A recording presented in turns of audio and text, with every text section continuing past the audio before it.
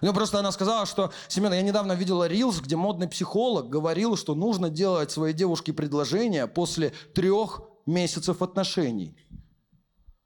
А ну-ка поаплодируйте те, кто так считает. А пересылок там было до чертовой матери, ребята.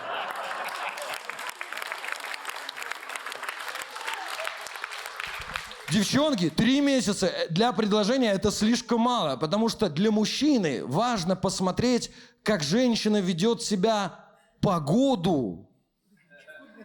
А если я сделаю предложение после 3 месяцев отношений, мы поженимся, а весной у тебя фляга свистанет,